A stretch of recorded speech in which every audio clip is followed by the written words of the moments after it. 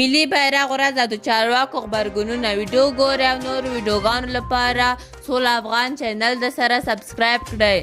د افغانستان د پخواني ولسمشر محمد اشرف غني د ملي لوبغاړو او سیاسي شخصیتونو لخوا د ملي بیرغ د ورځې مبارکي ورکول شوه.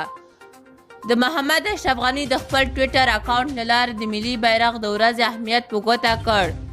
هغه د شهیدانو قرباني، د وطن خپلواکي او ازادي غوښتنې سمبول باله.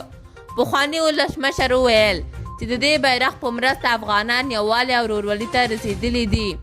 افغانستان د بهرنیو چارو پخواني وزیر محمد حنیف اتمر هم د ملي بیرغ د ورځې مبارکي ورکړه چې دغه بیرغ یې د ازادي، خپلواکي او ملي یووالي نښه وبلله. هغه یې څرګنده کړه چې د ملي بیرغ ورځ زموږ د تاریخ او راتلونکي ښکاره کوونکې ده. ملي دفاع وزارت پخوانی سرپرست شاه محمد میرخیل هم د دې ورځې د یادونې پر مهال د ملي بیرغ سره د خپلو احساساتو څرګندونه وکړه او بیرغ سره د ګیلمن وزیر ویډیو او شاعري هم خپره کړه.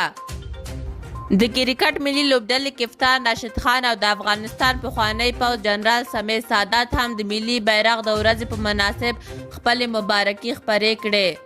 راشد خان د ملي بیرغ سره خپل عکس شریک کړ او سادات یې په نظامي لباس کې د ملي بیرغ سره تصویر خپور کړ. د طالبانو له بیا واکمنېدو وروسته د ملي بیرغ سره د پام وړ چلند شوی دی. د طالبانو